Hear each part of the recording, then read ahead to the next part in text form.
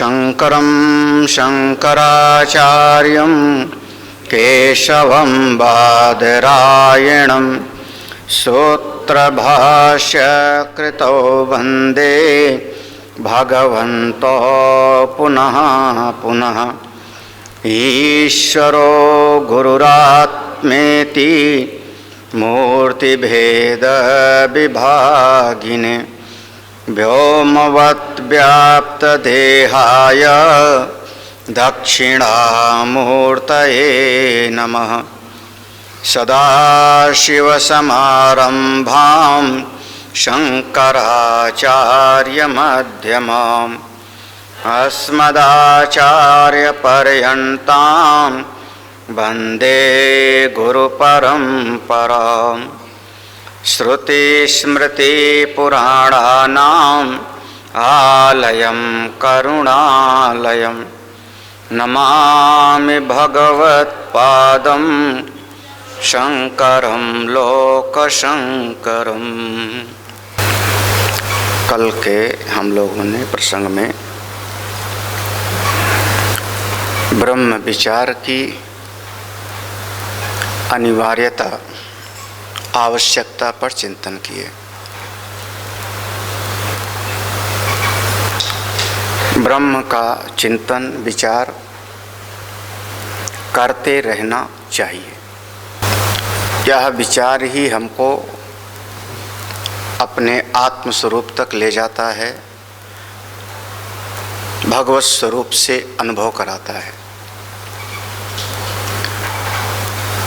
बस ये है कि विचार अनुभव पर्यवसायी होना चाहिए।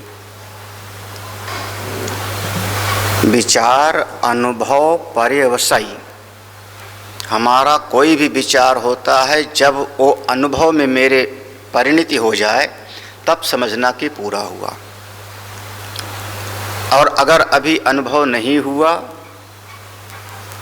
तो पुनः पुनः बार बार नित्य निरंतर जब तक होश रहे तब तक मृत्यु पर्यंत विचार करते रहो। दूसरा शब्द हम प्रयोग करते हैं अनेक बार, विवेक। तो दोनों में भी उपसर्ग लगा है, लेकिन धातु बदल जाती है। विचार शब्द चर गतौ धातु से बनेगा, गति के अर्थ में। और विवेक शब्द विच पृथक करने, विच पृथक भावे, दोनों का धातु बदलेगा। तो अगर आप वो थोड़ा व्याकरण नहीं पढ़ोगे तो दोनों में वी लिखा है तो दोनों को उपसर्ग मान लोगे और वहाँ पर अर्थाभास हो जाएगा, सही अर्थ नहीं स्पष्ट होगा। सांख्य दर्शन विवेक प्रधान है और वेदांत विचार प्रधान है। दो चीजें जब मिल गई हैं, जड़ चेतन शरीर और आत्मा, अनित्य और नित्य, तो दोनों का विवेक करके अलग अलग समझ लो, इसका नाम होता है विवेक। इसको हम कहें कि विवेक। पुरुष है और प्रकृति है, यह पुरुष प्रकृति के साथ एकीभूत होकर के सुख और दुख का भोग करता है। यह जो प्रपंच है, इस प्रपंच के साथ चेतन का संबंध बन गया। दोनों को अलग अलग करके समझ लो, विवेक कर लो, विवेक ख्याति हो जाए। इसी से आपको आपकी साधना आगे बढ़ जाएगी। प्रपंच संबंध विलयो मोक्ष, ये सांख्य दर्शन का विषय होगा। वेदांत का जो साधन है विचार प्रधान है। हमने पहले कहा बी उपसर्ग है चरगतौ धातु से, गति के अर्थ में। आप जितना आपने समझा पढ़ा उससे आपके जीवन में गति होना चाहिए। एक एक कदम ही सही, कछुए की चाल ही सही।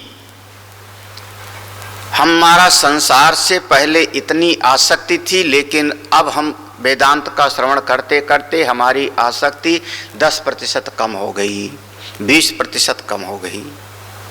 तो आपके जीवन में एक प्रगति हुई, आपके जीवन में आगे बढ़ोतरी हुई। तो अगर आपके जीवन में आगे बढ़ोतरी नहीं होती और केवल आप विवेक प्रधान ही रह गए तो वो बौद्धिक ज्ञान हो जाएगा, उसी को हम कहते हैं वाचिक ज्ञान।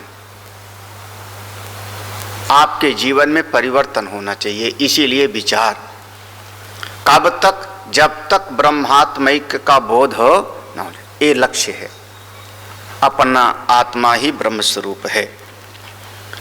और अगर विचार करते करते शरीर छूट भी गया, प्रारब्ध पूरा हो गया, आयु पूरी हो गई, तो भी कोई घबराने की बात नहीं है, क्योंकि जितनी साधना हम कर चुके हैं वो साधना हमारी व्यर्थ नहीं होती।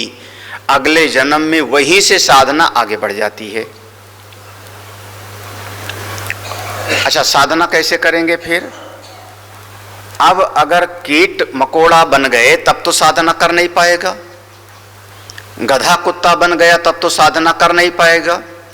तो जितनी साधना आपने यहाँ पर कर लिया और शरीर छूट गया, मृत्यु हो गई आयु के कारण, प्रारब्ध के कारण, तो अगला जन्म निश्चित रूप से उसको वही शरीर मिलेगा जिससे वो साधना कर सके।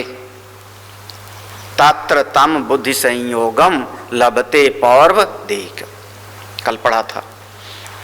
वहां पर वैसे ही अब चूंकि लगभग गंधर्व का शरीर मिल जाएगा तो भी सुख भोगेगा, लेकिन उसमें साधना नहीं करता। तो जो लक्ष्य था ब्रह्मात्मैक्य बोध, साधन में लगा हुआ था, नहीं पहुंच पाया किसी कारण से, शरीर छूट गया, तो अगला जन्म उसको उसी शरीर में प्राप्त होगा, उसी जगह पे, उसी काल में, उसी स्थान में जहां से उसकी साधना आगे बढ़ सके। तो जो ऐसी साधना करता है, एक बात तो निश्चित हो जाता है कि वो गंधर्व आदि नहीं बनेगा, यक्ष गंधर्व नहीं बनेगा, क्योंकि वो साधना करते नहीं, वो तो पुण्य का भोग करते हैं। दैत्य भी नहीं बनेगा, क्योंकि वो तो सताते हैं किसी को, साधना वो भी नहीं करते। और साधना हमारी आगे बढ़नी है, तो सृष्टि का जो विधान है, ईश्वरी विधान है कि ऐसे साधक को अगला जन्म भी मनुष्य का ही प्राप्त होगा, और वैसे ही जगह पर उसको प्राप्त होगा जहां उसकी साधना के अनुकूल परिवार मिले, अनुकूल वातावरण मिले। इसी को कहा अथवा योगी नाम एव कुले भवति धीमत। जब तक हमारा होश रहे तब तक विचार करते रहो, विचार ही हमारा कर्तव्य है। इसीलिए आपको पढ़ते रहना चाहिए, पढ़ते रहना चाहिए, है ना। 51वां श्लोक पढ़ो, देखो यही कहेंगे। ब्रह्मलोक अभिवांक्षायाम सम्यक् सत्याम निरुध्यताम विचारयेद ययात्मानं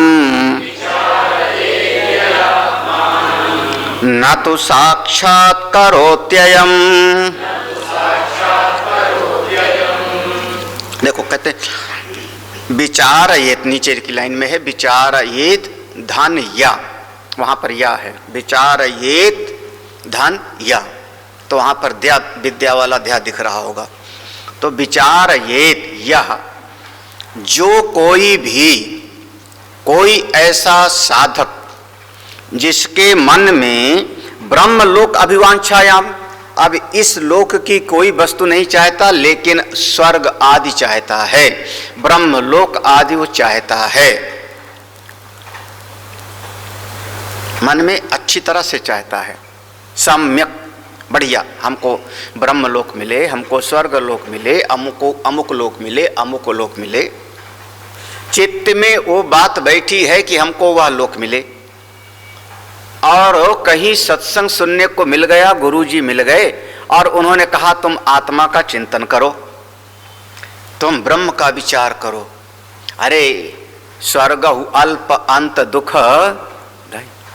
उसके चित्त में आकांक्षा तो बैठी है स्वर्गलोक की, लेकिन सुन सुन के उसके चित्त में दूसरी बात बैठ गई, नहीं हमको आत्मा का भी विचार करते रहना चाहिए। तो वो जो स्वर्ग आदि की जो कामना बैठी थी वो मिट्टी नहीं थी, बल्कि उसको आपने निरुद्ध दबा दिया। निरुद्ध माने दबा दिया, रोक दिया। जब किसी चीज को हम दबा देते हैं तो वो नाश नहीं होती। कोई कटोरी है, उसके ऊपर चादर रख दिया तो कटोरी नष्ट नहीं हुई, बल्कि वो चादर के ढक गई, दिखाई ही नहीं पड़ी। तो ऐसे ही वो जो कामना थी भीतर स्वर्ग आदि की, वो मिट्टी थोड़ी, वो बिल्कुल बैठी है, लेकिन उसको आपने दबा दिया और विचार करने लगे, मैं आत्मा हूँ, स्वर्ग भी झूठा है, स्वर्ग भी अनित्य है, पुण्य खत्म हो जाएगा तो स्वर्ग से भी आना पड़ेगा, है ना? सही है? सब लोग इसी श्रेणी में हो, सब लोग। बढ़िया घर मिल जाए तो खुश होगे कि नहीं? बढ़िया गाड़ी मिल जाए तो खुश होगे कि नहीं? बच्चे बढ़िया गिफ्ट ला के देवें, खुश होगे कि नहीं? तो यही तो स्वर्ग है। चाहते तो हो सुख ना, घर चाहते हो, धन चाहते हो, घोड़ा गाड़ी चाहते हो, वस्तुएं चाहते हो, हमारे मन में बात आवे और एक गिलास पानी मिल जाए पीने का, हमारे मन में ऐसा कल्पना आवे कि भोजन आज पकौड़े मिले और पकौड़ी आ जावे, हमारे मन की वासना इच्छा के अनुसार हमको वस्तु की उपलब्धि हो जावे, यही तो स्वर्ग की कामना है। तो ये कामना तो ज्यों की त्यों है और बैठ गए। अब हम पंचदशी पढ़ रहे हैं, आत्मा ही ब्रह्म है, तीनों काल में जगत झूठा है, लेकिन अब मन में स्वर्ग जैसा सुख चाहिए, हाँ कि नहीं? आप लोग तो बहुत अच्छे हो, समझदार हो, नहीं तो ज़्यादातर आदमी है जब गर्मी में प्रवचन कहीं होता है तो पहले देखता है पंखा कहाँ है, कूलर कहाँ है, वो कूलर के पास बैठेगा, पंखा के पास बैठेगा, है ना? हाँ, पिलर कहाँ है जिसे टेक लगा के बैठूं, हाँ पिलर कहाँ। फिर यहाँ तक कि निकलने, भीड़ जहाँ होती है, निकलने में आसानी रहे तो पीछे दरवाजे के पास बैठे, जिससे धक्का न खाना पड़े और पहले निकल के प्रसाद लेके चले जाएं। तो आपको ये जो पंखे का सुख चाहिए, ये जो आपको प्रसाद का सुख चाहिए, ये जो आपको सम्मान का सुख चाहिए कि हम आए तो चार लोग रिसीव करके ले आवे बिठाओ, ये क्या है? सुख की चाह। यही तो स्वर्ग का सुख की चाह है, और का नहीं चाहिए, किसी को नहीं चाहिए, है? जब हम चाहें चाय मिल जावे, जब हम चाहें तभी भोजन मिले, हम चाहें तो टोटी खोले तो पानी टर टर निकल जाए, हाँ? और टोटी खोले पानी ना निकले तो महाराज आश्रम ही खराब, हाँ? क्या मतलब हुआ? क्या चाहते हो आप? क्या वो मत पढ़ना क्षीणे पुण्य मर्त लोक, वो मैं भी पढ़ा लिखा हूँ, हाँ? वो सब आपका लिखी पढ़ी बात है, बुद्धि में याद है, लेकिन चाहिए आपको सुख, स्वर्ग जैसा सुख चाहिए, स्वर्ग जैसा सुख चाहिए, हाँ इस जगत में भी चाहिए। तो स्थिति क्या होती है? विचारयेत या आत्मानम, जब स्वर्ग के जैसे सुख की कामना है, चाहते हो आप और विचार में भी लग गए, मैं आत्मा हूँ, मैं नित्य शुद्ध बुद्ध मुक्त आत्मा हूँ, मेरा जन्म मरण नहीं है, मैं तीनों काल में, हाँ मेरा सच्चित आनंद रूप कोई कोई जाने रे, तीन शरीर का मैं हूँ दृष्टा, पंचकोश का मैं हूँ साक्षी, हाँ तो क्या हो जाएगा फिर? बोले ना तो साक्षात करोति अयम, फिर वो आत्मा का अपरोक्ष अनुभव साक्षात्कार नहीं कर पाएगा। उसका प्रतिबंध क्या बन रहा है? प्रतिबंध क्या बन रहा है? स्वर्ग के जैसे सुख की अभिलाषा, ब्रह्मलोक अभिवांछायाम, ब्रह्मलोक के जैसे सुख की अभिलाषा उसकी बाधा पड़ रही है। आप कष्ट सहने के लिए तैयार नहीं, आप निंदा सुनने के लिए तैयार नहीं, आपको कोई अपमान कर दे वो सहने के लिए तैयार नहीं, तो चाहते क्या हो? जैसे देवता है, देवता का हमेशा सम्मान होता है, पूजा जाता है, अच्छा चढ़ाओ, फूल चढ़ाओ, भोग लगाओ, तो आप भी तो हमेशा सम्मान चाह रहे हो ना, आप निंदा सुनने के लिए तो तैयार नहीं हो, अपमान सहने के लिए तो तैयार नहीं हो, कष्ट सहने के लिए तो तैयार नहीं हो। वस्त्र चाहिए चकाचक, बिल्कुल प्रेस किया हुआ, है ना? हाँ, ठीक है ना, समझ में आ रहा है ना? वस्त्र चाहिए ऐसा, है भोजन चाहिए ऐसा, लोग चाहिए नमस्ते ठोकते रहे हमारे सामने, तो आपको सब तो चाहिए। हाँ, अब मैं आत्मा हूं, यार तेरी आत्मा की ऐसी तैसी। ये बहुत सटीक सिद्धांत है ना, तो साक्षात करो थे। हाँ, अरे महाराज हमको इसी तरीके की चाय चाहिए, इसी तरीके की, खास ऐसा बना के पिलाओगे तो हम पिएंगे, नहीं तो नहीं। तुमको चाय बनाना भी नहीं आया, हमको इसी तरीके की रोटी चाहिए, चाहे 5000 की भीड़ हो गए, 5000 की भीड़, 200 हलवाई, और एक ने कहा कि रोटी ठीक से नहीं मिल रही है, याद आया ना? 200 हलवाई, 5000 का भीड़, और किसी एक महात्मा ने कहा रोटी बनाना तक नहीं आता। मतलब क्या? सेल्फ सेंटर्ड, हमको सुख चाहिए, हमारा सम्मान नहीं हुआ, तो चाहिए तो सब, आसन चाहिए वहीं पर, ये चाहिए वहीं पर, तो नहीं चाहिए आप लोगों को? वो पढ़ा लिखा, जो पढ़े लिखे हो, स्वर्ग अलपंत दुखदाई क्षीणे पुंडे मर्त लोकम विसंति यो यो यो यो। हाँ, अरे सब ज्ञानी है, ऐसा वाचिक ज्ञानी। हाँ हाँ, तो हाँ हाँ, आ ब्रह्म भुवना लोकान पुनरावर्तिन वर्जन, हमको नहीं चाहिए, हमको तो यहीं सद्यो मुक्ति चाहिए, जीवन मुक्ति का रस चाहिए, और जीवन मुक्ति का रस बिना प्रेस किए कपड़ा नहीं पहनेंगे, ये वाली दाल नहीं खाएंगे, ये वाला रोटी नहीं खाएंगे, ऐसा जो है चाय नहीं पिएंगे, टोटी खोला पनिया ही नहीं है, पंखा ठीक से चल नहीं रहा। सब गुरुजी का भी अकल मारी गई, सारे पंखे बढ़िया है, बिजली भी बढ़िया है, तो 2 नंबर पे क्यों चलवा रहे हैं? 5 नंबर पे चलवाऊँ मैं? 5 नंबर पे चलवाएं तो थोड़ा सा हवा भी, एक तो पंखा इतने ऊंचे है, हाँ, अब वो केवल आपके मन को संतोष देने के लिए चलवा रहा हूँ कि आपका मन संतुष्ट रहे कि पंखा चल रहा। मैं भी जान रहा हूँ कि आपको हवा हुआ नहीं लग रही। हाल में एसी क्यों नहीं लगा? हाल में एसी क्यों नहीं लगाया? तो चाहिए सब सुख, और फिर हम आत्मा हैं, सारा जगत झूठा है, ब्रह्म सत्यम जगत मिथ्या, तीनों काल में स्वप्न के जैसे ये जगत है, तीनों काल। तो ये सारा विचार आपको न साक्षात करो तो आत्मा का अनुभव करने नहीं दे। ये बाधा, ये प्रतिबंध है, ये प्रतिबंध है। लगातार अभी प्रतिबंध की बात चल रही ना, भूतकालिक, वर्तमान कालिक और भविष्य। भूतकालिक प्रतिबंध में दृष्टांत दिया था वो खजाने वाला, वर्तमान में प्रतिबंध गिनाया था 5। श्लोक याद हुआ ना? प्रतिबंधो वर्तमानो विषयासक्तिरेव च प्राग प्रज्ञा मान्द्यम कुतर्कश्चा विपर्ययो दुरग्रह। ठीक है, भावी कालिक, भविष्य कालिक जो प्रतिबंध गिनाया था और 2 दृष्टांत दिया था, वामदेव जी का और जड़ भरत का, 2 दृष्टांत दिया था।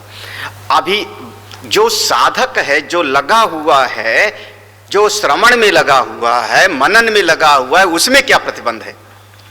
क्योंकि श्रवण मनन करेगा और अखंडाकार निधिध्यासन किया, अखंडाकार वृत्ति बना लिया, तो क्यों नहीं बोध हो रहा है उसको? फिर क्यों नहीं बोध हो रहा है? तो बोले इस कारण से बोध नहीं हो रहा है क्योंकि अखंडाकार वृत्ति बना तो रहा है, श्रवण मनन भी कर रहा है, और उसके चित्त के कोने में वो कोई न कोई एक अभिवांछा भी, अभिलाषा भी बैठी हुई है। हाँ?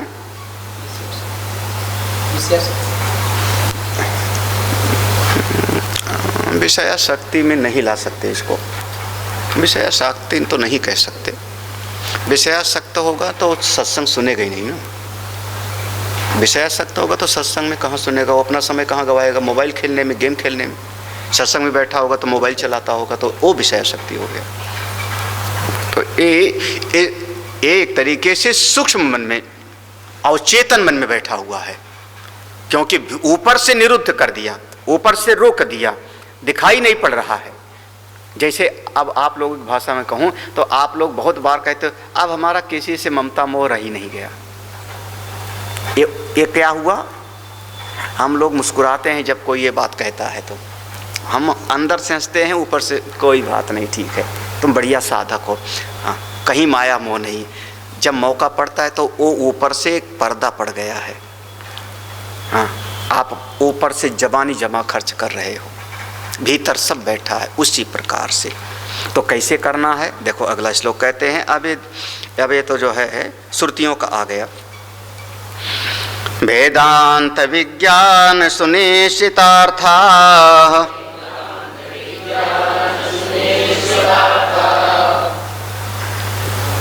कैसे पढ़ोगे? वेदांत विज्ञान सुनिश्चिता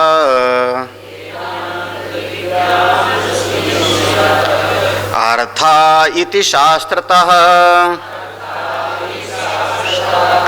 ब्रह्मलोके सकल्पान्ते ब्रह्मणा समुच्यते केषाञ्चित् सविचारोऽपि कर्मणा प्रतिबध्यते श्रवणायापि बहुभिः यो न लभ्य इति श्रुतेः। ये दोनों एक तरीके से श्रुति का आधार है। वेदांत विज्ञान सुनिश्चितार्था संन्यास योगात यतयः, यतया माने यत्न करने वाला साधक, यत्न करने वाला, जूझने वाला, आलसी नहीं, जो साधना के मार्ग में जूझे, यत्न करने वाला। हाँ यतया, कैसे यत्न कर रहा है? फावड़ा चला रहा है क्या? यत्न कौन सा कर रहा है? जो यत्न करे उसी का नाम होता है यति। यत्न करे उसी का नाम यति।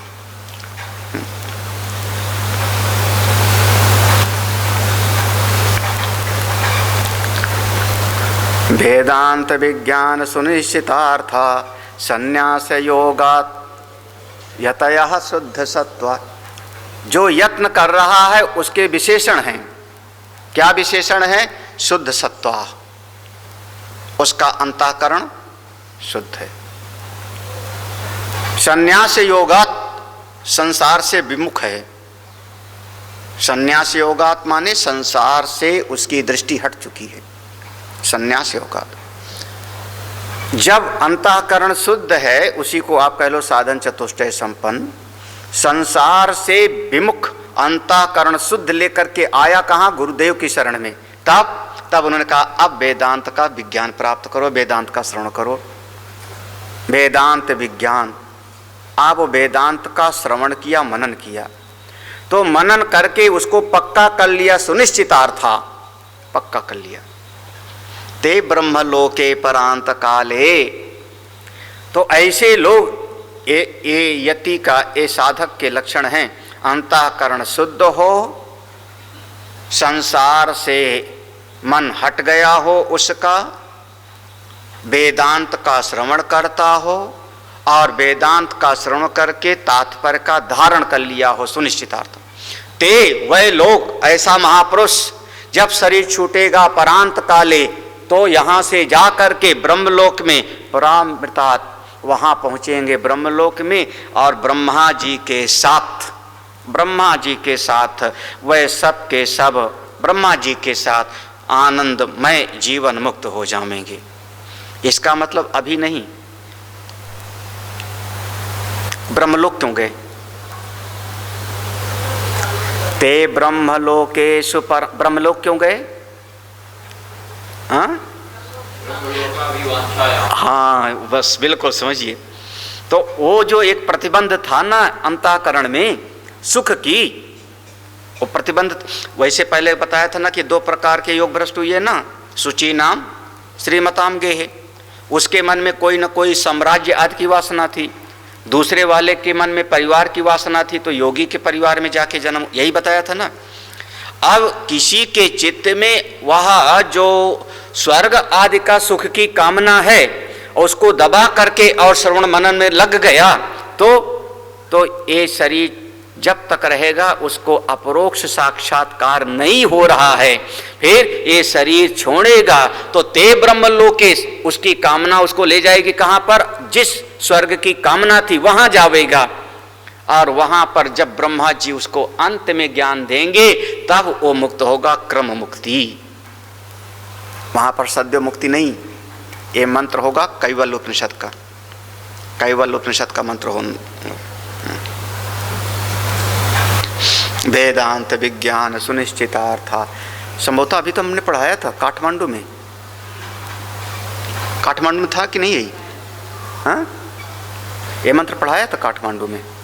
हाँ, तो फिर वहाँ तो पढ़ा हुआ है। तो ब्रह्मणा सह मुच्यते, ब्रह्मा के साथ ही वो मुक्त होगा, क्रम मुक्ति में जाएगा। केचित केस नहीं, केसांचित सह, अरे कुछ लोग तो ऐसे हैं, केसांचित माने कुछ लोग, विचारो अपि न लभ्य, नीचे वाला ऊपर लाओ, विचारो अपि न, वो विचार भी नहीं कर पाते। क्यों? कर्मणा प्रतिबद्धते, क्योंकि उनका प्रतिबंध क्या हो जाता है, कर्म। कर्म केसांचित, कुछ ऐसे लोग हैं, सह विचारा अपि, वह विचार भी, वेदांत का श्रवण भी न लभ्य, प्राप्त नहीं कर पाते। इसी बात को तो श्रुति ने कहा ना कठोपनिषद में, श्रवणायापि बहुभिर्यो न लभ्य। वेदांत का, उपनिषद का श्रवण भी बहुतों को नहीं मिलता। क्यों नहीं मिलता? कर्मणा प्रतिबद्धते, क्योंकि उनका मन दुनियादारी के कर्म में लगा हुआ है, उनको कर्म से फुर्सत ही नहीं है। आज वहाँ शादी में जाना है, आज वहाँ मर गया है जाना है, आज वो अस्पताल भर्ती है जाना है, आज वो बच्चे को स्कूल छोड़ने जाना है और बच्चे को स्कूल से लाने जाना है, आज शनिवार है बाजार जाना है, सब्जी खरीद के लाना है, आज ये करना है, आज वो करना है, आज मेहरी नहीं आई है, आज ड्राइवर नहीं आया है। कहाँ पर चित्त कहाँ फंसा है? कहाँ चित्त फंसा है? हाँ, बस कर्मणा प्रति, उसके जीवन में प्रतिबंध क्या है? लौकिक धर्म। हमने भागवत में शाम के समय लगातार बोला, लौकिक धर्म में जब चिपका रहता है तब वो श्रवण के भी लिए उपलब्ध नहीं होता। लौकिक धर्म माने दुनियादारी का धर्म। दुनियादारी जब ज्यादा निभावेगा तो ब्रह्म विचार नहीं कर सकता। इसलिए कहा गया था सन्यासियों की विद्या है, मुंडन करा के बैठे, संसार से हट के बैठे। हाँ, क्योंकि दुनियादारी में मन फंसा होगा तो फिर ये बात बैठने बैठने वाली, अभी दुकान पे जाना है, हाँ, फिर वो फ़ोन आ रहा होगा, अभी सत्संग से उठते ही देखेंगे 4 मिस कॉल थी, वो ड्राइवर वहाँ फंसा है, वो अमुक वहाँ है ना। तो फिर जब संसार का बहुत ज़्यादा कर्म का आवेग होगा तो भाई या तो ये संभाल लोगे या तो ये संभाल लोगे, दोनों थोड़े समझ सकता है। आप संसार संभालने के चक्कर में पड़े हो तो पढ़ो, कोई मना नहीं करता, अच्छा है, आपका दुनिया है, संभालो, लेकिन चाहे जितना संभालो एक दिन छूटने वाला तो है। हाँ, घर भी छूटेगा, धन भी छूटेगा, पति पत्नी भी छूटेगी, बाल बच्चे भी छूटेंगे, सब छूटने वाला है, सब छूटने वाला। काहे के लिए? तो जो छूटने वाला है उसी में जीव फंसा हुआ है। कर्मणा, अब इसको अपने आप समझ लेना, अपने मन से समझ लेना। हाँ, पंचदशी चलो सुना रहा हूँ, पढ़ रहा हूँ, पढ़ो, आ जाओ। बोले महाराज आज तो आ गए हैं, कल नहीं आ पाएंगे। क्यों? वहाँ कुछ काम है, वहाँ कुछ काम है। कौन बाधा पड़ा? कौन बाधा बना? हाँ, लोक व्यवहार। अच्छा, महत्वता किसकी दिया? प्रायोरिटी किसकी दी? हाँ, तो वही मिलेगा। आसान सी बात है। वही मिलेगा।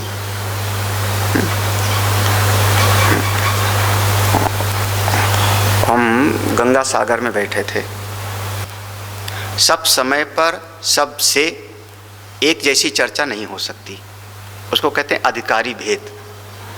तो संस्कृत में पढ़ी हुई पुराने समय में एमए वगैरह, तो उनके मुख से निकल गया कि स्वामी जी सब सुनते समझते तो हैं, ये अच्छा है, जब जीवन में उतर जावे तब बात है ना। सही है ना ये यही ना, सुनते समझते तो हैं, जब जीवन में उतर जावे। हाँ, तुम लोगों ने सही है ना, गुड। बस गई भैंस पानी में। ये कहावत पता है क्यों है? नहीं पता। गाय भूरी होती है, उसकी चमड़ी पतली होती है तो उसको गर्मी कम लगती है। भैंस काली होती है, चमड़ी मोटी होती है तो उसको गर्मी ज़्यादा लगती है। तो गर्मी में जब कहीं तालाब दिखाई पड़ गया तो भैंस तालाब के अंदर चली जाती है, उसको वहाँ ठंडा लगता है। अब इसके बाद अब इतना ठंडा लगता है कि उसमें से निकलने का वो तैयार नहीं होती। जो भैंस के मालिक है डंडा मार मार के निकालते हैं शाम तक, लेकिन वो इधर से निकलेगी उधर घूम जाएगी, उधर से उधर घूम जाएगी। जो भैंस पाला होगा जानता होगा, वो तालाब से निकलने के लिए तैयार नहीं होती। तब से कहावत बन गई कि गई भैंस, एक बार पानी में भैंस गई मतलब अब जल्दी निकलने वाली नहीं। तुम लोगों का गया विचार। अब थोड़ा समझना इस बात को सरल भाषा में। ये रुमाल है, ठीक है, ये हमारा चेहरा है। हाँ, रुमाल की विशेषता तब है जब हमारा चेहरा पोंछने के काम आवे, ठीक है ना? यही ना कह रहे हो ना? गिलास की जरूरत कब है? जब हमको पानी पिलावे। इसका मतलब कि चेहरा हमारा है मुख्य और रुमाल हो गया गौड़, ठीक है ना? नहीं समझ आया? मेरा प्यास, मेरा गला मुख्य है और गिलास गौड़ हुआ, यही तो है ना? हाँ, वो हमारे पानी पीने के लिए उपयोगी है तो ठीक है, ये हमारा चेहरा पोंछने के लिए है तो ठीक है, चश्मा आंख पे लग करके पढ़ने के लिए है तो ठीक है ना? तो चश्मा हो गया गौड़ और पढ़ना मेरा हो गया। जब पढ़ना नहीं होगा तो चश्मा उतार के रख दे, यही ना? ठीक है ना? चश्मा प्रधान नहीं हुआ, प्रधान कौन है? मेरा पढ़ाई, ठीक है ना? चश्मा तब तक उपयोगी है जब तक हमको पढ़ना है। तो प्रधान हुआ मेरा स्वाध्याय, चश्मा हो गया गौड़, ठीक है? क्लियर ना? तो जब आपने कहा जो सुनते हैं समझते हैं जब जीवन में उतर जावे, माने आपने जीवन को समझा प्रधान और इस ब्रह्म विचार को ला दिया नंबर 2 पर। ब्रह्म विचार को ले आए नंबर 2 पर, नीचे की पायदान पर, और आपने जीवन को ले आए किस पायदान पर? ऊपर। समझ में आ रहा है कि नहीं आ रहा है? नहीं समझ में आया? आपने तो सुना है ब्रह्म सत्यम जगत मिथ्या, जीवन क्षणिक है। अब क्या करें? जीवन परिवर्तनशील है, जीवन मरने वाला है, जीव आने जाने वाला है, जीव सुखी दुखी है, आत्मा नित्य है, सर्वव्यापक है। आपने जो है साध्य को साधन बना दिया, साधन को साध्य बना दिया। नहीं समझ आया?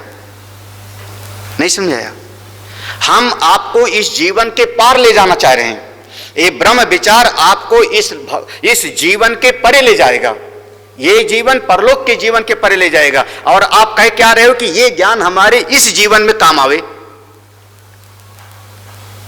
बचपने की बात है, बचपने की बात। यही आपका प्रतिबंध है, ये प्रतिबंध है। आपका दुनियादारी प्रधान हो रही है, दुनियादारी आपने प्रधान रख दिया, मेन दुनियादारी हो गई। और ये सत्संग का ज्ञान हमारी दुनियादारी निभाने में काम आवे। हे राम राम, सब गई भैंस पानी में। हाँ, बताओ सही है? जीवन के काम आवे वही पंचदशी का ज्ञान बढ़िया, ठीक है? बोलो। हाँ अब बोलो ना। ये तो अब बोल रहे हो, उस समय तुम भी नहीं बोले थे। ये तो सब महात्मा इसे सुना देते हैं, पढ़ो सुनो, जब जीवन में उतर जावेगा तो बेड़ा पार। हाँ, ये सब बचपनों की बात है। आप पंचदशी पढ़ रहे हो, हम कह रहे हैं कि ये ना तुम शरीर हो ना संसारी हो, तुम तो शुद्ध आत्मा हो, नित्य बुद्ध शुद्ध मुक्त हो, और तुम उस ज्ञान को ले आ रहे हो कहां पर? नित्य ज्ञान को अनित्य मिला रहे हो। ब्रह्म विद्या को आप इस माया वाले में लाके ढाल रहे हो, जो क्षण क्षण में बदलने वाला है। आपकी समझ में दोष है, यही आपको आगे नहीं बढ़ने देता, ये आपका प्रतिबंधक है। कोशिश करना समझने। इसलिए अगर कभी आप कभी बैठ के मेरे जीवन से आप टैली करो, मैं इस दुनियादारी को प्रधान नहीं माना, चाहे कोई निंदा करे चाहे स्तुति करे, चाहे कोई सम्मान दे चाहे अपमान दे, मेरी दृष्टि में मेरा चिंतन प्रधान है। किसी को अच्छा लगे बहुत बढ़िया, नहीं अच्छा लगता घर जावे। हाँ, लौकिक व्यवहार पर मेरा ज्यादा ध्यान नहीं रहा, और इस बात पर हमारी जो है बीके सिंह वगैरह से कई बार बहस होती रही। हाँ, आप डांट के भगत को भगा देते हो, हमारा संस्था कैसी चलेगी, आप पैसा नहीं मांगते हो, ये नहीं करते हो, वो नहीं करते हो। हाँ, मेरी दृष्टि में क्या है? ये गौड़ है, प्रधान क्या है मेरा? आत्मचिंतन। हाँ, नहीं समझ आया अभी? हाँ, दुनियादारी जब तक पड़ेगी निभानी, तब तक ब्रह्म विचार टिकने उकने वाला नहीं। ओ पता नहीं किसने गाना लिख दिया, जब तक रहेगी जिंदगी फुर्सत न मिलेगी काम से, कुछ समय ऐसा निकालो प्रेम कर लो। मतलब राम से प्रेम करना वो सेकेंडरी है, कुछ समय ऐसा निकालो। हाँ, जब तक रहेगी जिंदगी करता रहना पड़ेगा क्या? काम। फुर्सत नहीं, कुछ समय ऐसा निकालो राम का भी ध्यान कर लो। अरे कुछ समय ऐसा जिसमें दुनियादारी निपटा लेते हैं, असली चित्त तो मेरा राम से लगा हुआ है। पता नहीं जो है ये सब जो है, इसीलिए जो ये प्रवचन सुन लेते हैं, 10 बार प्रवचन कर देते हैं, सुन लेते हैं, तमाम नाच लो, गा लो, झूम लो, 2-4 कहानियाँ रट लो, 2-4 चुटकुला याद हो गया, राधा कन्हई का याद हो गया, राम जी का याद हो गया, और मनोवृत्ति में परिवर्तन नहीं होगा, मन नहीं बदलेगा, समझ नहीं बदलेगी। क्यों? क्योंकि आपने समझ को, अपनी समझ को ज्यों का त्यों रखा है। वो सत्संग इसके लिए उपयोगी हो, वो पंचदशी का, गीता का ज्ञान हमारे इस समझ को पुष्ट करे।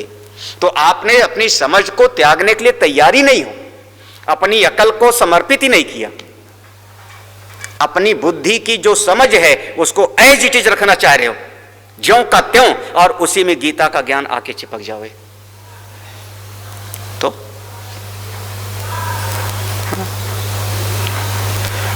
कुछ गड़बड़ हो गया। हाँ, कुछ गड़बड़ हो गया। ये प्रतिबंध है, कर्मणा। आसान नहीं है श्लोक, ऐसा लिखा है केशांचित सा विचारोपि कर्मणा प्रतिबद्धते। कर्म उसके जीवन में प्रतिबंध बन जाता है। तो श्रवणयापि बहुभिरी, अनेकों को फिर श्रवण करने का भी मौका। क्यों? क्योंकि कर्म में लगा होगा तो श्रवण कैसे करेगा?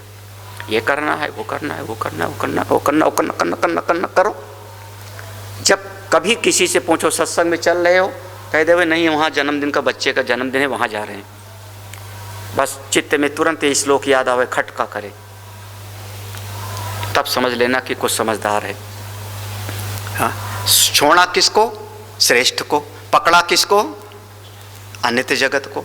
वो कह रहा है हाँ, गीता के ज्ञान से ये सुना था कि बच्चे को आशीर्वाद कैसे दूं, गीता के ज्ञान से ये सुना था कि किसी से हाथ कैसे मिला। अरे आप दुनियादारी के लिए गीता का ज्ञान ला रहे हो, जो आपकी दुनिया आपके हाथ में आने वाली नहीं, सब नष्ट हो जाएगी। हाँ, इस बात को फिर दूसरी भाषा में कह लो, जो घर फूंके अपना। घर फूंकने के लिए तो तैयार आप लोग, घर चलाने के लिए आप ज्ञान दे दो हमको महाराज। हाँ, हमारा घर ठीक ठाक चले, बच्चे ठीक ठाक रहें, आपस में लड़ाई ना होवे, रुपया कमा के लाते रहें, हमारा हुक्म मानते रहें। मूर्खों, तो आपकी समझ, आपकी अकल, आपकी जो विचारधारा है उससे हम बिल्कुल सहमत नहीं। सीधा कह रहा हूँ, आप अपना ज्ञान अपने पास रखे रहो, अपना बुद्धि का अकल अपने पास रखो। तुम्हारे अकल की ज़रूरत हमको हो नहीं। हमको कई बार जब कोई सुनाता है स्वामी जी ऐसे ऐसे करना चाहिए, मैं कहता हूँ भैया तू अपनी अकल अपने पास रख। मैं जैसा भी हूँ, अच्छा बुरा खराब ठीक ठाक जैसा भी, मैं अपनी अकल मेरी बहुत है, मुझको अकल मत देना कोई। हाँ, जब कोई अकल देता है मुझको तो फिर मैं उसको फिर मेरा पारा हाई हो जाता है। हाँ, क्योंकि हमारे पास बहुत अकल है। हाँ, बहुत अकल है। क्या हुआ? नहीं समझ में आ रहा? कर्मणा, हाँ बस देख लो, सही बात है। तो भक्तों के पास भी कोई कम अकल थोड़े है, तो सबके पास अकल है। तुम्हारे पास भी बहुत है, तो तुम्हारे पास सबके पास से है अकल, हमारे पास भी अकल है। आप बताओ फिर अब लेन देन बने कैसे? अब अकल का लेन देन कैसे बने? क्योंकि वो कहते हैं ना, कप जब खाली हो तो उसमें चाय डाली जा सकती है। जब पहले से भरा हुआ है कप, भगत भी कह रहा है मैंने सब पढ़ लिया गीता उपनिषद सब, बहुत अकल है मेरे पास। गुरुजी आपके पास भी अकल होगी, मेरे पास भी बहुत होगी। तो अब सत्संग का जो बने कैसे? कैसे बने? कार्पण्य दोषोपहत स्वभाव पृच्छामि त्वाम धर्म। क्या है धर्म? ये तो भगत मान ही नहीं रहा जो अर्जुन कह रहा है।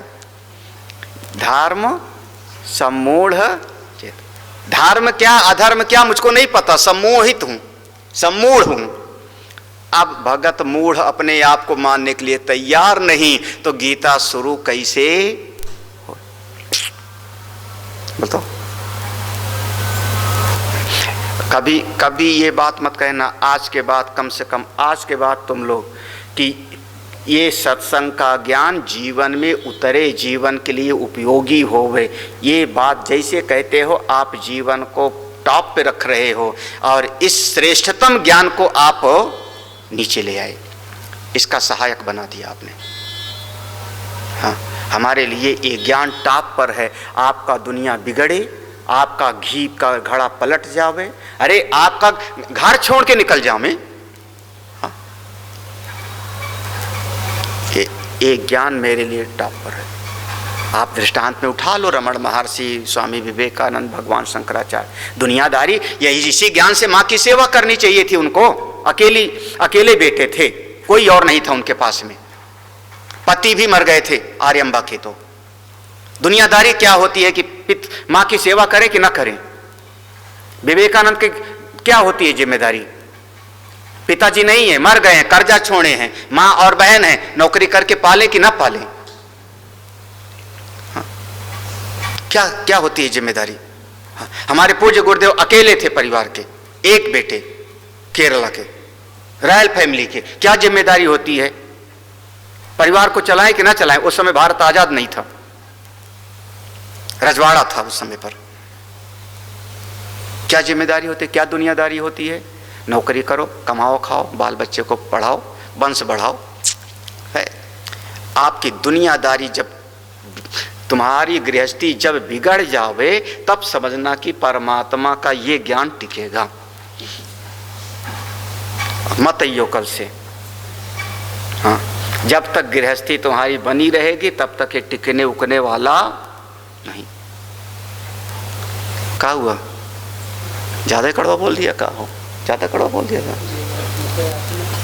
नहीं, संत लोगों से ऐसा आशीर्वाद दीजिए महाराज, सब घर में ठीक ठाक रहें, हमारे 4 बच्चे हैं, चारों में आपस में बनी रहे, बहुएं मिल के रहें, हमारा गठिया भी दूर हो जावे, हमारे बच्चों की नौकरी भी ठीक ठाक रहे, हाँ हाँ, 2-4 बीघा जमीन और बढ़ जावे, है ना?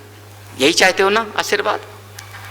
संसार चाहते हो, परमात्मा कौन चाह रहा है? कौन परमात्मा चाह रहा है? कहाँ? चाह तो संसार है रहना। आशीर्वाद दीजिए स्वामी जी वो ठीक हो जाए, अरे आशीर्वाद दीजिए स्वामी जी मुकदमा ठीक हो जाए, जीत जाऊं। क्या चाहा आपने? संसार चाहा, तो उसके लिए ज्ञान और संत। इसको पूज्य स्वामी अपने सुबोधन जी महाराज कहते हैं, हाथी से हल जुतवा रहे हो तुम लोग। ये उनके शब्द हैं, हाथी से हल जुतवा रहे हो। जो काम बैल कर सकता है उसके लिए आपने खरीदा क्या? हाथी। कारमड़ा, अरे चलो आगे बढ़ें, हम फंस गए तो फंसी जाएंगे फिर। हाँ। फिलहाल आज के बाद अगर कोई कहेगा महाराज सुनते तो हैं, समझते तो हैं, जीवन में उतर जावे, तो बस उसी समय मैं कह दूंगा ये 0 सन्नाटा मिला इसको। ये क्या, कौन सी भाषा है 0 सन्नाटा? हाँ, एक भाषा है, हम बच्चे लोग बोला करते थे 0 सन्नाटा। नहीं समझ आया आप लोगों को? स्कूल में उसको अंडा मिल गया, परीक्षा दिया उसने, कॉपी जांचने वाले ने अंडा दे दिया। अंडा माने बस जैसे तुम लोगों ने जब बोलोगे हमारे सामने, स्वामी जी सुनते तो हैं, अब जीवन में उतर जा, भाड़ में गया तेरा जीवन ऐसी तैसी, हम तेरे जीवन पर को आग लगाना चाह रहे हैं और तुम जो है जीवन में उतर जावे। कहाँ का जीवन, कौन सा जीवन? नकली जीवन। एक बार कहोगे आकाश की नीलिमा जैसा भासित है, मृग मरीचिका जैसा है, विद्यमान नहीं है, भासमान है, और फिर उसको अच्छा बनाओ। अगला श्लोक पढ़ो, अब ज्यादा बोले सच्चिदानंद भगवान की। हमारा ये उपंचदशी का ज्ञान तुम्हारे जीवन के लिए उपयोगी नहीं। अब समझ में आया? हाँ, तो ये पंचदशी का ज्ञान तुम्हारे जीवन का ही सत्यानाश करने वाला है। जब वो सब आपका मिट जाएगा तो ये ज्ञान प्रकट हो जाएगा। कुछ उल्टे पढ़ा दिया मैंने आज, नाम है मेरा कि बिगड़ेगा ये? हाँ हाँ, जगदानंद महाराज कह रहे हैं कल से आधे लोग नहीं आवेंगे, ये लोग नहीं आवेंगे तो कौन सा, आज कौन सा मेरे लिए आए हैं ये? कल नहीं आवेंगे ना, आज मेरे लिए कौन आया है? स्वामी जी को खुश करने कौन आया है? हाँ हाँ, चलो एक आध छोड़ के, हाँ तो फिर जो है ऐसे 1-2-4 हो सकते हो, नहीं तो मैं कह रहूँगा आज कौन सा मेरे लिए आए हो? आज आए हो आशीर्वाद के लिए, आज आए हो ज्ञान के लिए, आज आए हो कृपा के लिए, कोई मेरे लिए थोड़े आए हो। ज्ञान मिले, सत्संग सुनने, आशीर्वाद मिले, कृपा, तो आए तो हो अपने लिए, अपने ही सुख सो सब लागो। सही बात है। अच्छा नहीं आप ही बताओ ना, इतनी मोटी सी बात कि ये ब्रह्म विद्या, आत्मा ही ब्रह्म है, जीवन के लिए उपयोगी हो गए, कितनी बच्चों जैसी बात है। हाँ हाँ, ज्ञान को आभूषण बना के पहना चाह रहे हो, नेकलेस बना करके। हाँ, आत्मा ही ब्रह्म है, तत्वमसि से उत्केतु, ये ज्ञान जीवन में उतर जावे, खपड़े तेरे की। हाँ, कभी मत बोलियो मेरे से तुम। हाँ, और जो बोलेगा मैं समझ लूँगा कि बस 0 हाँ, अगला प्रसंग शुरू करते हैं। अब अगर कोई बोलता ही है तो चलो, कोई ऐसा बोलेगा तो हम उसको कहेंगे ब्रह्म विद्या का ज्ञान नहीं, उपासना का ज्ञान। उपासना जीवन में उतर जावे तो बात चलेगी, ठीक है? ज्ञान नहीं, उपासना। उपासना जीवन में उतर जावे, वहां वो कल्याणकारी होगा, वो आपके जीवन का अच्छा बनावेगा। उपासना माने समझिए मूल रूप से, आगे का जो प्रसंग प्रारंभ हो रहा है, आगे शास्त्रार्थ है, शास्त्रार्थ है और उसमें पूर्व पक्षी उत्तर पक्षी बहुत है, शास्त्रार्थ है, इसलिए समझिए। हमारे पास भगवान ने 5 ज्ञान की इंद्रिय दिया, 5 कर्म की इंद्रिय है, अंतःकरण है 4। विशेषता क्या है कि ये जो कर्म इंद्रिय है वो हमेशा रहती है वर्तमान में, एक को छोड़ के। कौन सी? हाथ वर्तमान में काम करती है, पांव वर्तमान में चलेगा, जननेंद्रिय वर्तमान में, गूदा वर्तमान में, एक को छोड़ करके वाणी। जो हमारा ये ज्ञानेंद्रिय हैं उनको देखो वर्तमान में रहती हैं। आंख देखेगी तो वर्तमान में, आप सामने बैठे हो, आंख देख रही। कान है, कान है आपके पास में, हाँ, आपने शब्द बोला तो कान सुनेगा। जिह्वा है, स्वाद कब लेगी? कब का? वर्तमान का। नाक है, गंध कब की लेगी? वर्तमान की। तो पांचों ज्ञानेंद्रियां रहती वर्तमान में हैं, चारों कर्मेंद्रियां रहती बिल्कुल वर्तमान में हैं। एक कर्मेंद्री ऐसी है जो भूत में भी जाती है और भविष्य में भी जाती है। हाँ, कौन? वाणी। हाँ, ये वाणी 10 साल पुरानी बात भी बोलेगी और 10 साल आगे की भी कल्पना करे। आप हाथ को भूत भविष्य में ले जाओ, पांव को भूत भविष्य में ले जाओ, आंख को भूत भविष्य में ले जाओ, कान को भूत भविष्य, हाँ, कैसे करोगे? हाँ, पांचों ज्ञानेंद्रियां वर्तमान में, 4 कर्मेंद्रियां वर्तमान में रहती हैं, वर्तमान में व्यवहार करती हैं, समाप्त, व्यवहार करती है, समाप्त। इसीलिए इनसे अगर कोई समझदार है तो न पाप है न पुण्य है, न पाप है न पुण्य है, बिल्कुल। ये केवल अपना अपना व्यवहार कर रही हैं, केवल अपना अपना अपने अपने विषयों में व्यवहार कर रही हैं। अगर कोई समझदार होवे तो इस ज्ञान को धारण कर सके तो, क्योंकि ना भूत में जाती है ना भविष्य में जाती हैं। एक वाणी और एक मन, वाणी और मन, ये दोनों, जैसे वाणी भूत का भी कथन करेगी, भविष्य की भी चर्चा करेगी, उसी तरीके से आपके पास मन है, मन भूत का भी चिंतन करेगा और भविष्य का भी चिंतन करेगा। सावधानी समझना, दो आपके पास में इस कार्यकरण संघात में, कार्यकरण संघात हम कहते हैं इस देह को, इसमें 2 चीजें ऐसी हैं जो आपकी पास्ट में भी जाएंगी और भविष्य में भी जाती हैं, मन और वाणी। ठीक है ना? इसीलिए ज्यादातर जो है समस्या इन दोनों के कारण होता है, ज्यादातर समस्या दोनों, वाणी के कारण और मन के कारण, इनके कारण ज्यादा समस्या है। ये भूत में भी जा रही, भविष्य में भी जा रही। अब इस मन से, क्योंकि मन भूत में भी जाता है भविष्य में भी जाता है, तो इस मन को आप जोड़ो भगवान के गुणों के साथ में। भगवान का चिंतन नहीं कर सकता मन, भगवान का चिंतन नहीं कर सकता, भगवान के गुणों का चिंतन कर सकता है। नहीं समझ आ रहा? आप यहां से कमरे में चले जाओ, सत्संग पूरा हुआ, कमरे में जाए और आप मेरा चिंतन करो। क्या चिंतन करोगे? मेरा चिंतन करो। क्या चिंतन करोगे? स्वामी जी ने आज ये बोला, यही ना? स्वामी जी के माथे पर टीका नहीं था आज, स्वामी जी ने आज माला नहीं पहनी थी, स्वामी जी ने आज घड़ी नहीं देखा। क्या क्या चिंतन कर रहे हो? मेरे गुणों का चिंतन कर रहे हो, मेरे विशेषण का चिंतन कर रहे हो। ऐसे वस्त्र पहने थे, किसका चिंतन कर रहे हो? विशेषण का। मेरा चिंतन करके दिखाओ, जो मैं हूं मेरा चिंतन नहीं कर पाओगे। मेरा जितना विशेषण है, उनका हाथ ऐसा था, उनका पांव ऐसा था, आज बायां वाला हाथ उठ नहीं रहा था, आज अमुक हो गया, दायां वाला हो गया। क्या करोगे? विशेषण का चिंतन करोगे, तत्व का नहीं। जो मैं हूं, जो मेरा वास्तविक स्वरूप है, चलो मेरे चेतन का विचार करो घर पे बैठ करके। मेरी आत्मा का क्या विचार करोगे? विचार किसका करोगे? विशेषणों का, गुणों का। ठीक है, समझ में आना चाहिए। तो ऐसे ही जब हम भगवान के विशेषणों का, गुणों का चिंतन करने लगते हैं मन से, तो इसी का नाम हो जाता है उपासना।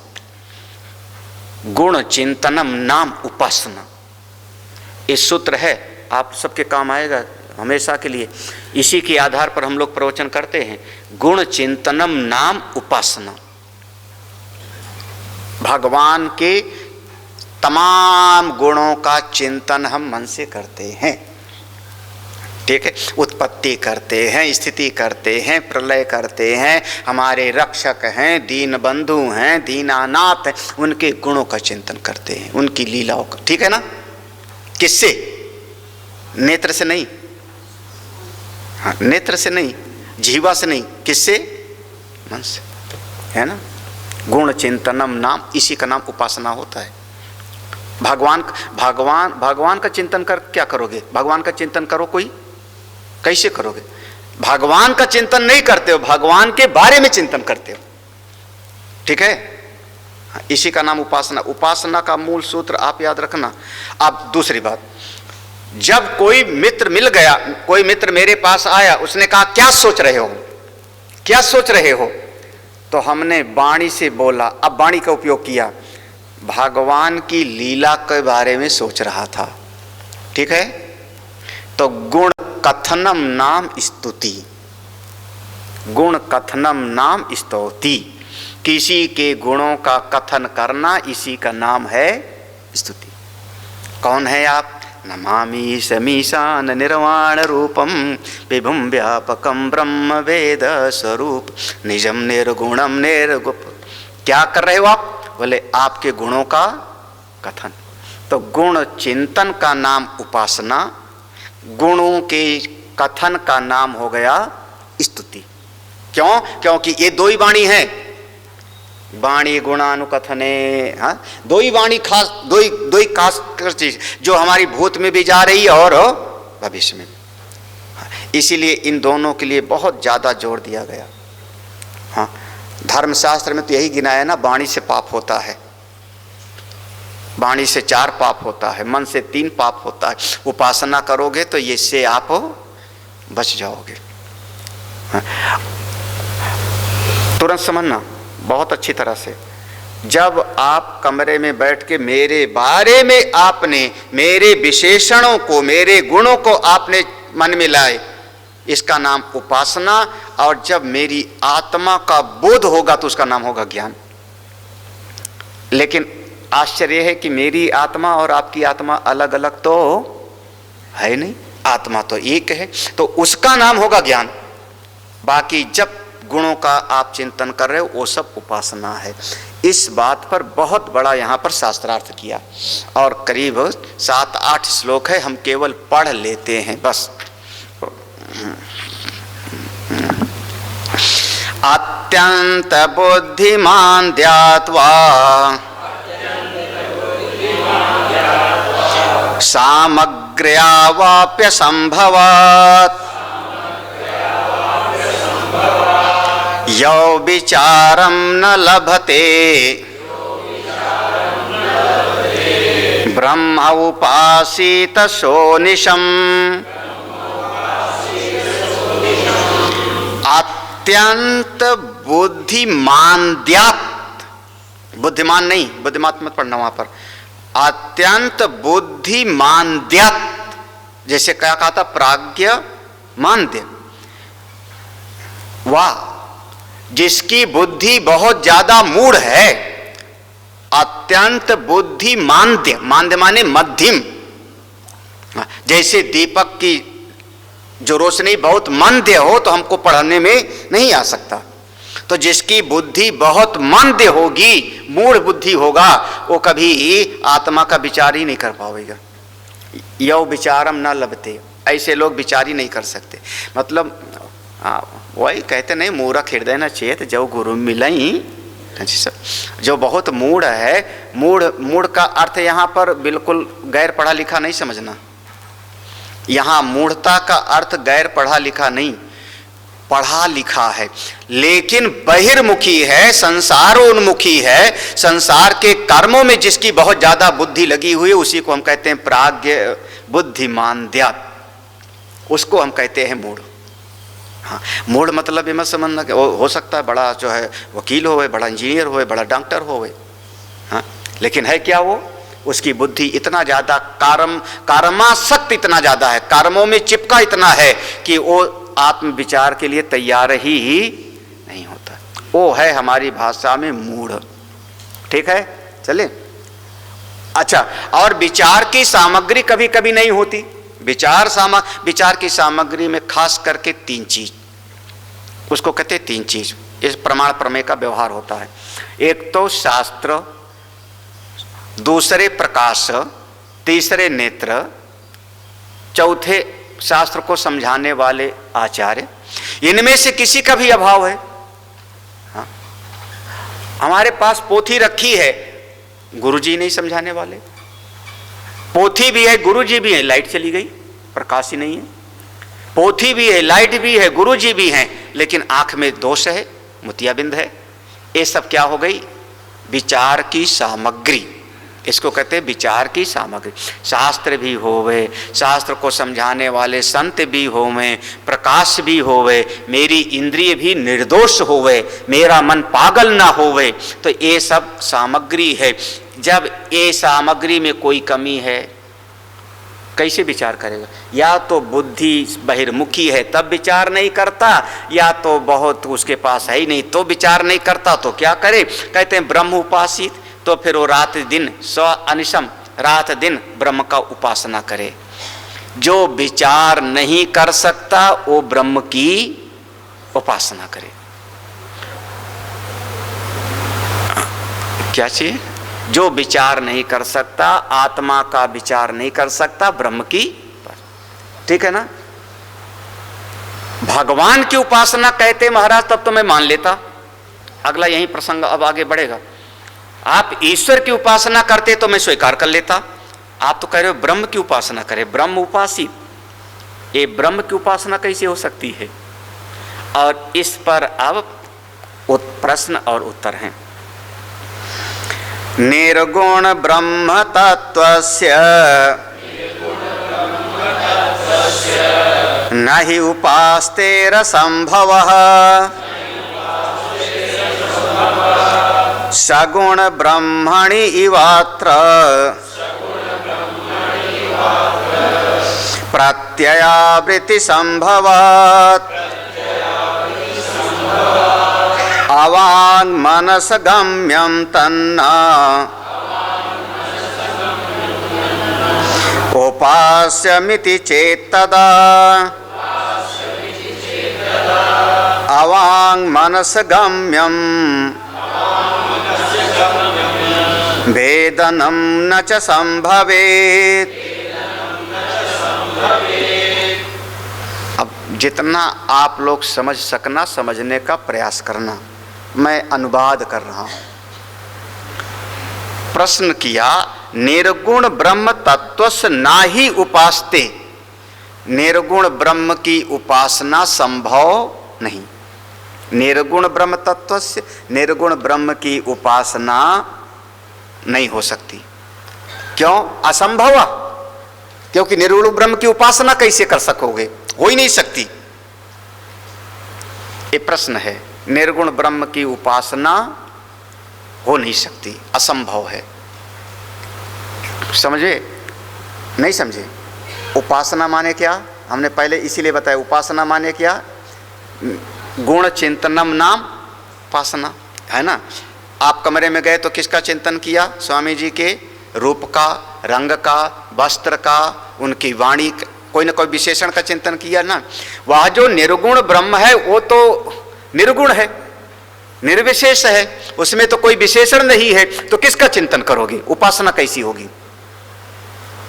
उपासना करना हो तो नाम, रूप, गुण, क्रिया, संबंध, यही सब तो होना चाहिए। उसमें तो है नहीं, उसका नाम नहीं, उसका गुण नहीं, उसका रूप नहीं, उसमें क्रिया नहीं, तो कैसे उपासना करोगे? तो कहते हैं निर्गुण ब्रह्म की उपासना संभव नहीं है, नहीं हो सकती, क्योंकि उसमें कोई विशेषण ही नहीं। वो निर्विशेष है।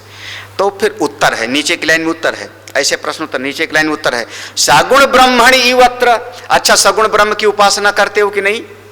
बोले हाँ, उसमें सगुण है, वो कृपालु है, दयालु है, वो अपना है, वो भगवान है, नारायण है, चतुर्भुज है उनके। तो बोले जैसे उनका विचार करते हो, प्रत्यय माने वृत्ति, जैसे उनका विचार करते हो वैसे निर्गुण ब्रह्म का भी विचार हो सकता है।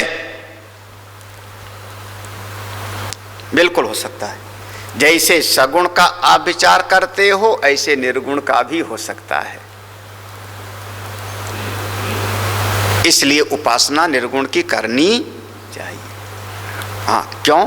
क्योंकि वहाँ पर अब वो यही रहो, वहाँ पर निषेध मुख से उपासना करो। जो जो विशेषण और गुण हैं उनका निषेध करते समय भी एक वृत्ति बनेगी कि नहीं? ब्रह्म वो है जिसका कोई नाम नहीं है, वृत्ति बनी कि नहीं? विचार आया कि नहीं? ब्रह्म वो है जिसका कोई रंग नहीं है, वृत्ति बनी ना? ब्रह्म वो है जो अनित्य नहीं है, वृत्ति बनी कि नहीं बनी? अनित्य नहीं है। ब्रह्म वो है जो असत नहीं है, तो वृत्ति बनी ना? तो जैसे सगुण की वृत्ति बनती थी उसके रूप रंग को लिख करके, ऐसे निर्गुण की वृत्ति बनती है निषेध वृत्ति से। इसलिए वह जो वृत्ति है उसी को हम कह रहे हैं उपासना, वही उपासना है। हाँ, अवांग मनस अगम्य। अब देखो, अब अगर वेद की बात को, नहीं जी बिल्कुल नहीं, वेद में लिखा है कि ओ परमात्मा वाणी और मन के परे है।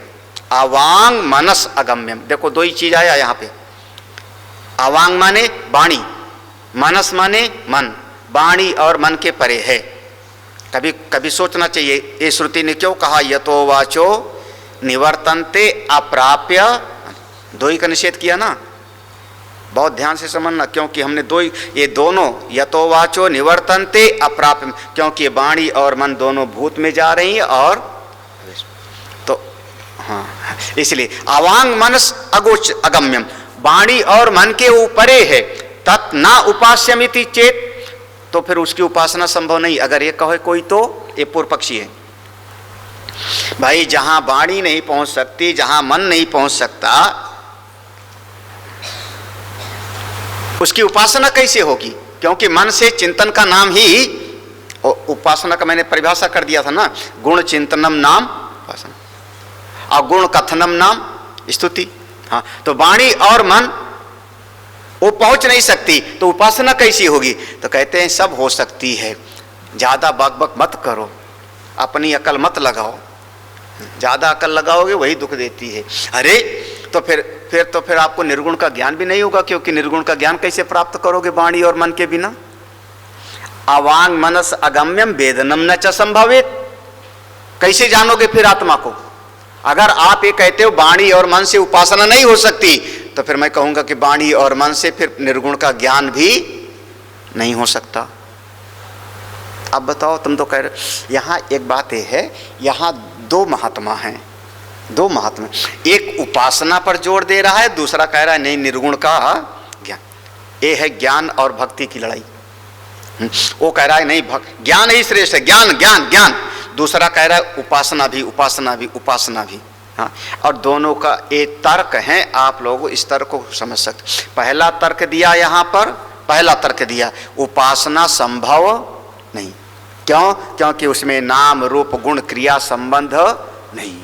दूसरा तर्क दिया वाणी और मन के परे है, तो कहते हैं वाणी और मन के जो परे है उसका ज्ञान भी नहीं प्राप्त कर पाओगे। हाँ, नहीं तो फिर श्रुति हम भी सुना देंगे, मनसै वेदम आप्तव्यम नेह नानास्ति किंचन मृत्यो समृत्युम आपनोति यायि नान्यो पश्यति, है ना? तो मन के द्वारा ही इस तत्व को जानना चाहिए, ये भी लिखा हुआ है। तो मन और वाणी से उपासना नहीं होती है, तो मन और वाणी से भक्ति भी नहीं। देखो फिर से, अब ये सब गंभीर शास्त्रार्थ है, इतना पढ़ो और खूब इसमें मनन करना, जहाँ ना समझ में आए बाद में मिल के पूछना। वागाद्य गोचराकारम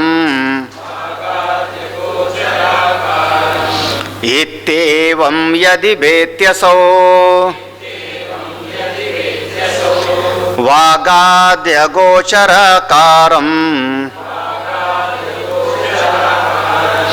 इत्युपासीति नो कुतः। आसान सा है। वाग आदि अगोचराकारम, आप ये कहिए कि वो आत्मा वाणी आदि से परे है, तो भी उसको ज्ञानी जानता है। वेत्यसौ असौ वेत्ति, ये ज्ञानी के लिए है। असौ वेत्ति, असौ माने ये तत्ववेत्ता, ये ब्रह्मवेत्ता, वाणी आदि के परे अपने उस ब्रह्म को जानता है।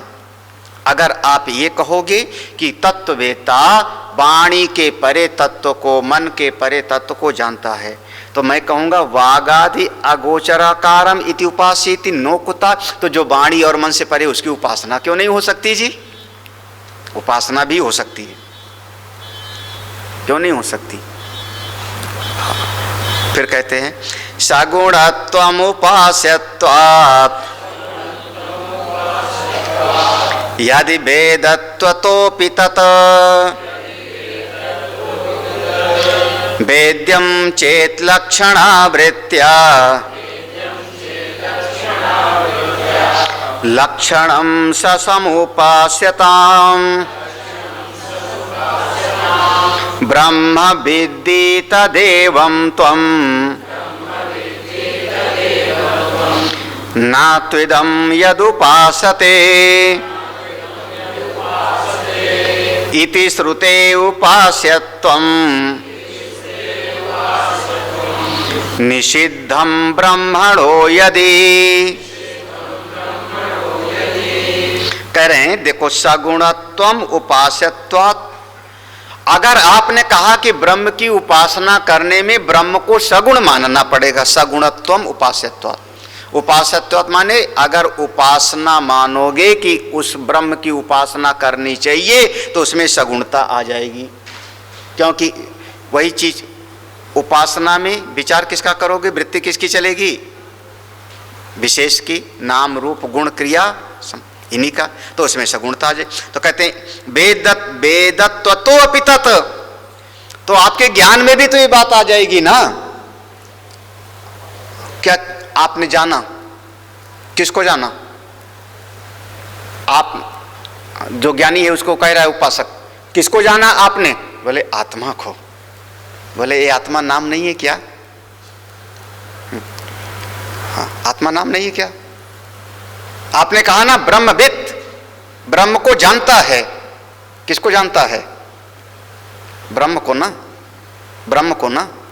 ब्रह्म संज्ञा नहीं है क्या? नाम नहीं है क्या? हाँ, जाना ना ब्रह्म को। तो जैसे हमने उपासना में कहा कि ये सब आ जाएगा, तो आपके ज्ञान में भी तो आ जाएगा। ये गुण नहीं क्या? आपने, मैंने कहा किसको जाना? आपने कहा ब्रह्म को। हमने कहा ब्रह्म कैसा? तो आपने कहा सच्चिदानंदा। ये गुण नहीं है क्या? ब्रह्म सत है, चित है, और ये है नहीं क्या? आपने कहा किसको जाना? बोले मैं अजन्मा हूं, नित्य हूं। ये क्या गुण नहीं बता रहे हो आप? तो जैसे आप सगुण में दोष लाओगे, तो आपके निर्गुण के ज्ञान में भी वो बात लागू हो जाएगी। क्योंकि वहां पर भी आपने कोई गुण का वर्णन कर रहे हो, नाम का वर्णन कर रहे हो। वेद्यम चेत लक्षणावृत्ति, अगर ये कहो कि महाराज लक्षणावृत्ति से हम जानते हैं, वाह वाह क्या बढ़िया बात है। वेद्यम चेत लक्षणावृत्ति, आप ये कहो ज्ञानी महात्मा, ये कहो कि मैं तो लक्षणावृत्ति से जानता हूं। सत कहता हूं असत का निषेध करने, चित कहता हूं जड़ का निषेध कर, लक्षणावृत्ति से। तो कहते हैं लक्षणम सम उपास्यता, तो लक्षणावृत्ति से उपासना करो। मैंने पहले कहा था शास्त्रार्थ है, शास्त्रार्थ है दो महापुरुषों के बीच में। फिर केनोपनिषद की श्रुति ले आया पूर्व पक्षी, उसने कहा नहीं देखो, ब्रह्म विद्धि तदेवं त्वम, उसी को ब्रह्म विद्धि, ब्रह्म उसको जानो। किसको? आत्मा को। ना तो इदम, ये जो इदम तया है इसको नहीं, जिसकी उपासना कर रहे हो। ये श्रुति क्या कह रही है? इति श्रुते उपास्यत्वम, ये श्रुति तो साफ साफ कह रही है ना कि ब्रह्म की उपासना नहीं हो सकती। अब वेद प्रमाण दे रहा हूं मैं, एक ज्ञानी बोल रहा है, वेद प्रमाण दे रहा हूं, ब्रह्म की उपासना नहीं हो सकती। देखो लिखा है ना, हाँ, तदेव ब्रह्म त्वं विद्धि नेदम यदिदम उपासते, ये कहा ना। तो उपासक जो है वो बोलता है। अब उपासक कहेगा वाह वाह, तुमने एक श्रुति तो बोल दिया, दूसरी श्रुति उसी उपनिषद की मैं तुमको सुनाऊं। उसी श्रुति में केनोपनिषद में ये भी तो लिखा है, क्या लिखा है, वो पूरा मंत्र याद है, अब मैं नहीं समझ पा रहा हूँ कि कैसे समझाऊँ शिष्य को, कैसे समझाऊँ, हमको समझ में बात नहीं आ रही कि कैसे समझाऊँ। ना तत्र चक्षुर गच्छति ना वाक् गच्छति नो मनः ना विद्मो ना बीजानीमः यथा एतद् अनुशिष्यात्। भूल जाते हो, यही है मंत्र। न तत्र चक्षुर गच्छति न वाक् गच्छति ना मनो ना विद्मो ना बीजानीमो यथा एतद् अनुशिष्यात्। तब कहता है अब हमने जैसा अपने गुरु जी से सुना था वो बता देते हैं। वहाँ वाणी नहीं जाती, मन नहीं जाते। केनोपनिषद पढ़ाया था शंकर भास, हाँ, तो हम जैसे अपने गुरु जी से सुने थे वही बता देते। वो अपना आत्मा कैसा है, वो ज्ञात और अज्ञात दोनों के परे, विदित और अविदित के परे। ये जो बताया कि विदित के परे और अविदित के परे, तो ये भी तो उसका उपदेश किया कि नहीं किया, लक्षणावृत्ति से, लक्षणावृत्ति से उपदेश किया ना। तो उपासक करा, जब लक्षणावृत्ति से ज्ञान होता है तो लक्षणावृत्ति से उपासना भी हो सकती है। इस श्लोक पढ़ते हैं, वेदे तातान्य देवेति श्रुतेर्वेदत्वमस्य न यथा श्रुत्यैव वेद्यं चेत् तथा श्रुत्य उपास्यताम् अवास्तवी वेद्यता चेत् उपास्यत्वं तया न किम् वृत्तिर्व्याप्तिर्वेद्यता चेत् उपास्यत्वेपि तत्समम्। देखो वो कहता है आपने वो श्रुति कह दिया कि जहां पर निषेध किया है कि उसी को ब्रह्म जानो, ये ब्रह्म नहीं है जिसकी उपासना कर रहे हो। तो सिद्धांती कह रहा है, उपासना का प्रतिपादन करने वाला कह रहा है, उसी श्रुति में वेद में वहां भी आगे ये भी कहा है कि वो जो ब्रह्म है विदितात् अन्य, विदित से अन्य है, अविदित से भी अन्य है। तो वहाँ पर विदित अविदित का निषेध करके लक्षणावृत्ति से जैसे ज्ञान का प्रतिपादन है, तो यथा श्रुति एवं वेद्यम चेत, तो वैसे ही श्रुति में इसकी उपासना का भी निरूपण जगह जगह पर किया गया है। तो इसलिए इसमें कोई बाधा नहीं। वैसे फिलहाल मैं समझ रहा हूँ कि आप सबके सर के ऊपर से जा रहा है। किसी को समझ में आ रहा है? हाँ, आ रहा है समझ में? दो महात्मा हैं, एक महात्मा कहता है उपासना करना चाहिए ब्रह्म की, दूसरा महात्मा कहता है ज्ञान प्राप्त करना चाहिए ब्रह्म का। ये दो की लड़ाई है, ठीक है ना। अब दोनों अपनी अपनी बात कहते हैं। पहली बात जो कहा, देखो ज्ञानी वाले ने कहा कि निर्गुण ब्रह्म की उपासना करनी चाहिए। उपासना वाले ने कहा। तो ज्ञानी वाला कहता है निर्गुण ब्रह्म की उपासना संभव है नहीं, निर्गुण ब्रह्म का ज्ञान होता है, निर्गुण ब्रह्म की उपासना नहीं हो सकती।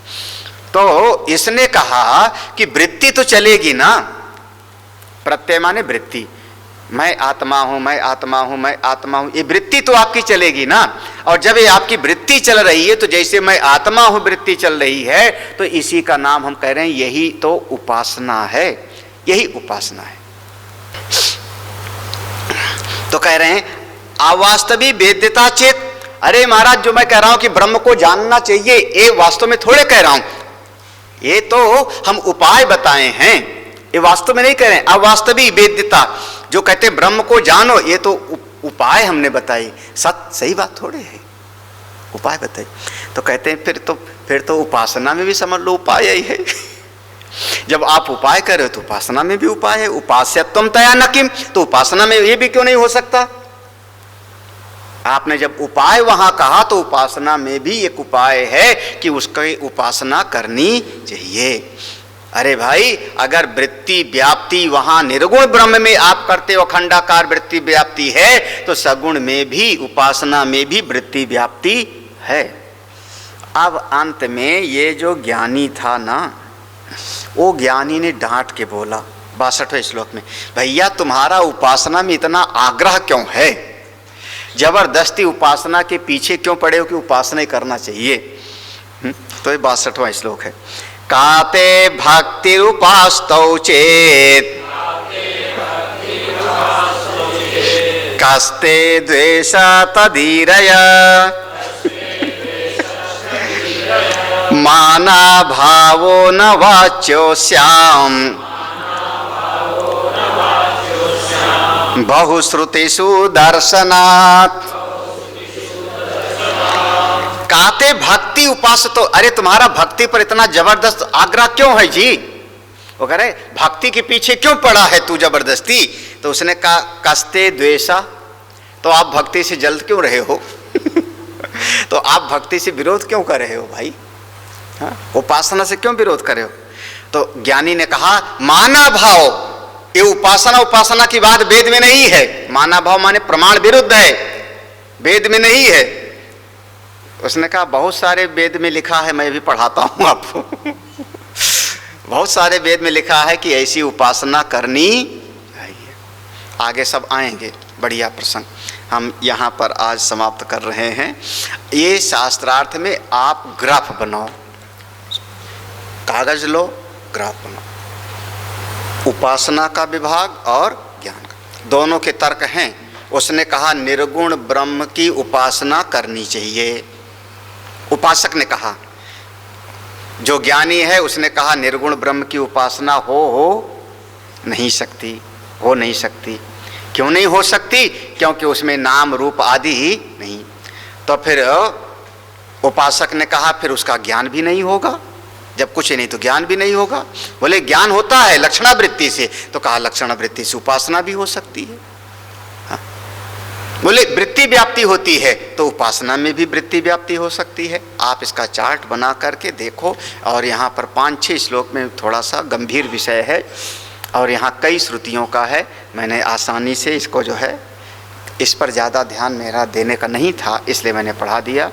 वास्तव में बात इतनी सी है कि आपकी वाणी और आपका मन, ये दोनों भूत में भी जाता है और अवांग मनस अगम, ठीक है ना? तो वाणी से हम उसकी चर्चा करते हैं और मन से उसका चिंतन करते हैं। उसके चिंतन का नाम मन से मन से चिंतन का नाम, फूल चढ़ाने का नाम उपासना नहीं लिखा है। हाँ, भोग लगाने का नाम उपासना नहीं लिखा है, वो आपका कर्मकांड है प्रतिदिन का। हाँ, प्रदक्षिणा करने का नाम उपासना नहीं लिखा है ना? उपासना किससे हो रही है? मन से। हाँ, क्योंकि मन आपका भूत में भी और वर्तमान में भी और भविष्य में। इसलिए मन से चिंतन का नाम उपासना, वाणी से चर्चा करने का नाम स्तुति। ठीक है, यही यहाँ का मूल सूत्र है। तो जब मन और वाणी उससे लगती है, उस तत्व से, तो निर्गुण में भी मन और वाणी की जरूरत पड़ती है। निर्गुण के ज्ञान में भी और सगुण के उपासना में भी वाणी और मन की जरूरत पड़ती है, दोनों में पड़ती है। हाँ, नहीं तो क्यों कहा कि मनसा वे इदम पा, मन के द्वारा ही आत्मा का ज्ञान हो सकता है, ये भी लिखा। और ये भी लिखा कि मन के द्वारा आत्मा का ज्ञान हो नहीं सकता, अप्राप्य मनसा, दोनों बातें हैं। तो ये आपस में शास्त्रार्थ है दो महापुरुषों के बीच का। अब इतनी प्रज्ञा आपकी अच्छी हो, बुद्धि अच्छी हो, तो ये सब आप ग्रहण कर पाओगे। आज हम यहाँ, हाँ, अब ये सारा ज्ञान कहाँ के लिए उपयोगी है? जितना सुनते हैं किसके लिए उपयोगी है?